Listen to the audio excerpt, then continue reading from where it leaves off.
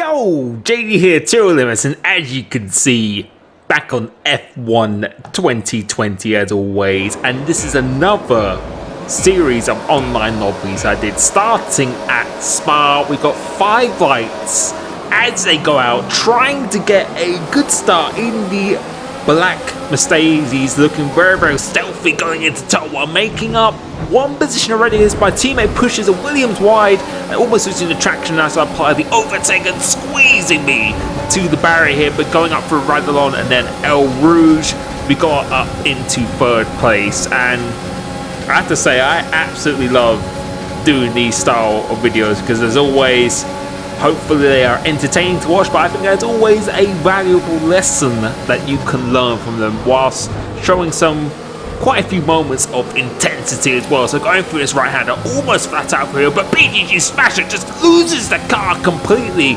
and does a Sebastian Vettel going through there.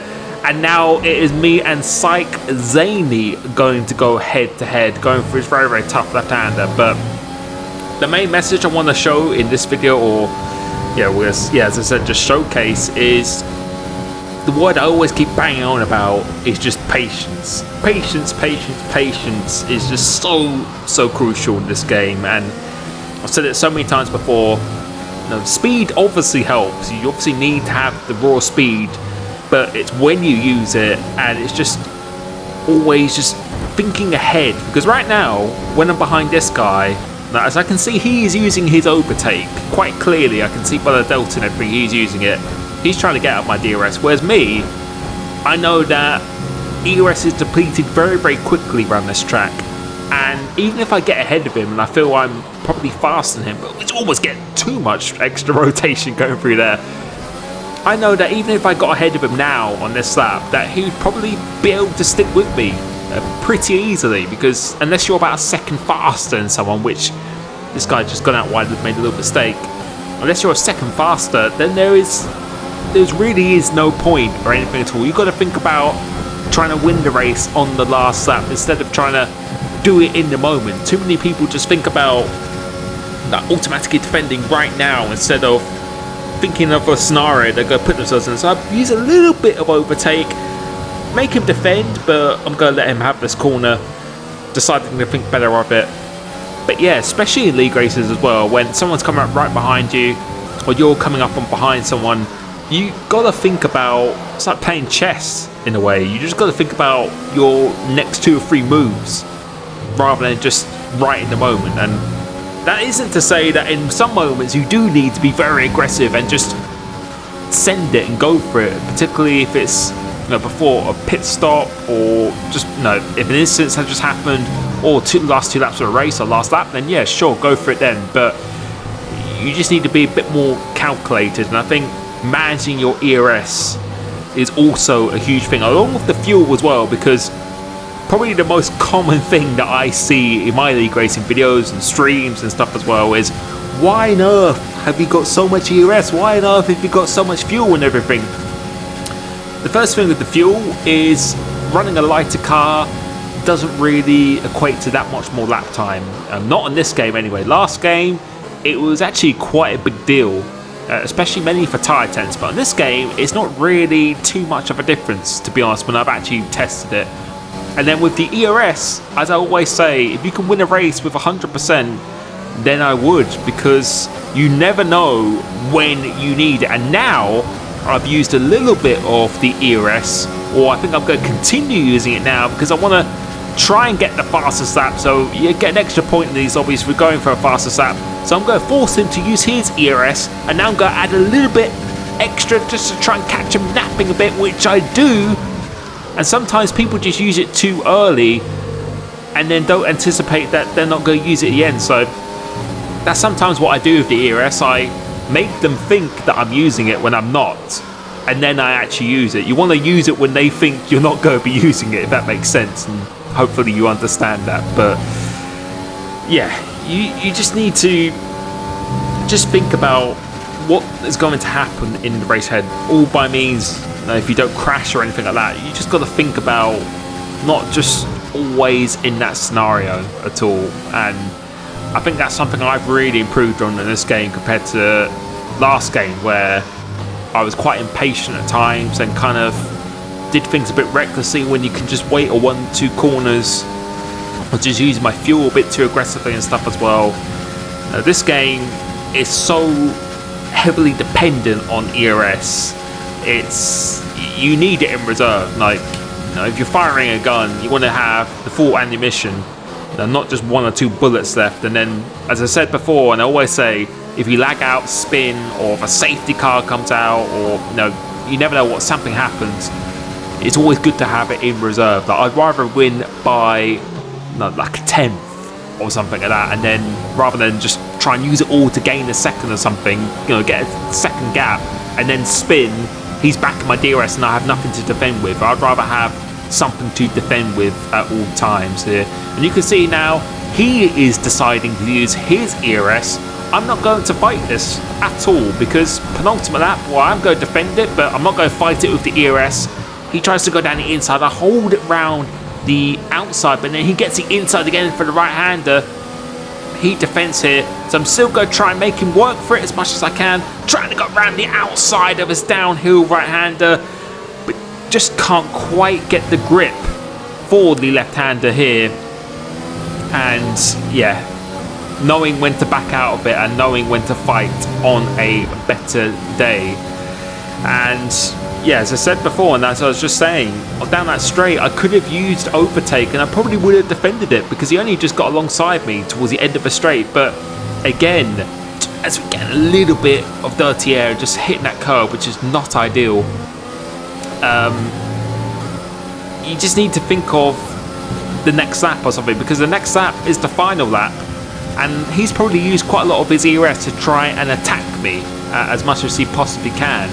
So all I have to do is just try and stay with him, and I don't even need to get him on the first DRS straight. I can wait until going to this bus stop here. So it's important now that I get a very good exit coming off here, as we do have Tiro Martin approaching me pretty quickly from behind. But like I always say, in a 3-man DRS train, the worst position to be in is that 3rd man, which is Martin right now, because I have the DRS up ahead. So I'm going to use some Overtake here, but I'm not going to use it probably that much. You can see, just using a little burst to make sure I just get some good momentum coming off that first corner. And again, not going to use it, and I'm pretty sure that Zaini is actually using it, because he's actually pulling away whilst I have DRS, so that definitely confirms he's using it. So again, relating back to my point, you want to use ERS or the Overtake button when they think you're not going to use it. You've got to be smart about it. And when I'm doing league races as well, particularly in streams, I see some people saying, oh, he's not really close to the car ahead, he's not, doesn't have the pace or something like that. Most of the time there, I'm just saving my ERS. I'm just saving it for when I need to attack, and then just try and gradually put them under a little bit more pressure to try and force them to use their ERS deployment. And then when I really do want to attack, they have nothing to defend with. That's the plan of action I always try and do. It's very hard to measure at times, but it's just an art that you need to get used to. So now I'm going to use my full deployment. You can see pulling away from us behind. Look how much time, look at the speed that we're gaining on Syke Zaini going into the bus stop. Still using it, still got plenty of deployment there. So we have got so much straight line speed. And going around the outside here, if you time this move correctly, getting the inside for the left, there is literally nothing he could do. And we just timed that to absolute perfection. You can't defend from that unless you run someone off the road. If you time that braking point perfectly, then you're always going to come out on top. So cutting it pretty close, but I feel that was a pretty good example. But now we move over to Zandvoort, still in the black Mercedes, and still the weather looking quite sinister with how cloudy and dark it is. Quite a cool effect actually. So trying to get a good start here, starting P5 once again. 2 guys go down the inside, we got round the outside, out-braking 2 cars here, spotting the moment of opportunity, and this is a very good position to be in. So now we've got Tiro Martin up ahead of me now, who I said before, probably one of the most naturally talented people I know are playing F1, considering how little he really plays it, to be honest.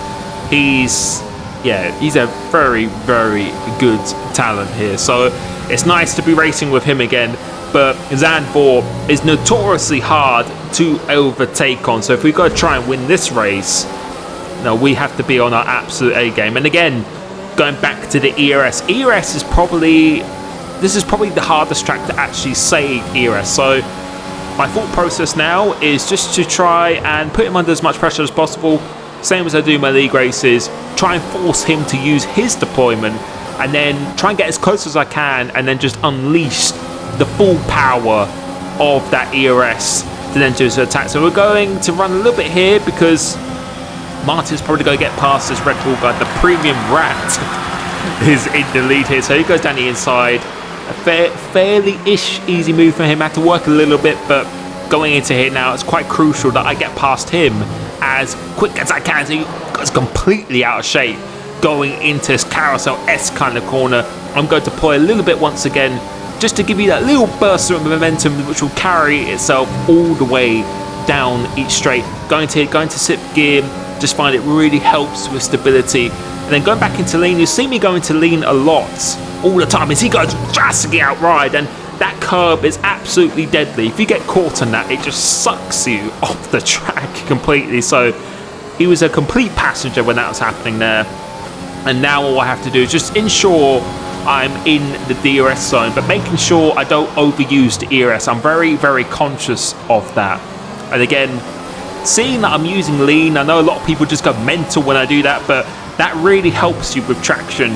And you don't really want to be enriched for too long in this game because the risk of the engine overheating, I'd rather have more fuel than having an overheated engine. And again, plenty of ammunition to attack if necessary. So my plan on this lap is just again to try and get as close as I possibly can without using as much ERS as I possibly can here. So going through this middle sector, I feel particularly strong, so I'm going to use probably another little burst of the ERS, but then quickly turn it off here, because if you don't use any ERS, you only save about 5% a lap or something like that, so you can expend it very, very quickly. Keeping it lean once again just gives you the absolute maximum traction. And now I'm really attacking this corner because I need to be as close as I can once again. So we've got this DRS here. Try and be as aggressive as I can on the front to get a very, very good exit, not using any of the overtake button, as you can see. And now going into this sector, I'm really throwing the car in because I knew this would be a good opportunity for me to either overtake into turn one or just force him to use his ERS. So he runs out slightly wide, hits the inside curve. So we are going to use this because this is really close and you're not going to get many opportunities. So going down this main straight, set the quickest lap. He goes semi defensive, but we go round the outside of into turn one and going double shift into fourth gear, using the overtake once again. I know he is not going to be happy about me overtaking him, but we get the inside for the carousel corner and we seize that opportunity to perfection, but it's still not over, so we have to use the overtake once again because I know he desperately wants to get back past me, but there is going to be no room going through here. It's single file only through this right-hander, and we timed that so well. But I know how competitive Martin is, particularly against myself. We've raced each other for a very long time, and I know it is not over. I know he's going to throw everything he can at me here, but we were just very strong for this middle and last sector, and we hardly have any ERS left, but I know he has probably used quite a lot of ERS, probably has a similar level, if not less than myself, going into this last lap. So making sure we just get a very good exit, because this is the only really opportunity of attack he can. And you can see he's about 5/10 behind. I'm just going to deploy just ever so slightly a little bit just in case, but I don't think he is going to be close enough. So going to this last lap, now very low on the ERS, but all we have to do now is just make sure we focus on having some very good exits. And now this track, I just love it because it rewards you driving on the absolute limit. There's no room for passengers or anything around here. If you make a mistake, then that's it, you're off. You're onto a gravel trap, you're onto the grass, and yeah, your race is pretty much done. But Martin still pushing very hard, still keeping it lean just to make sure we get that traction, really attacking this corner, short shifting in fourth gear here, go nice and wide and then cut back, then short shifting again, just really gives you some very, very solid traction. Using a little bit of the overtake, but I don't think he's going to be close enough. So as long as we have a very clean last sector, then it should be job done. 2 out of 2 in these races so far. And again, no, obviously you need the speed, but it's just about management. It's just about positional management as Martin goes off on the last track. So he is pushing very, very hard. But we just managed to fuel and ERS again so well. And if you can keep your driving consistent whilst doing this, then I promise you, you will be having much better races. You just need to be much more forward thinking. Think about towards the end of the race, like a chessboard, like I said before. That's the way I try and do it, and that's something I've felt like I've really improved on in this game, by just breathing, just making sure I take my time when I make decisions, what's the consequence of these decisions, and if it will give me the desired outcome. So I hope you found that entertaining. I hope you learned something from that. As always, thank you so much for the support. Stay tuned for TSRL this Friday at Vietnam. See you then. Peace.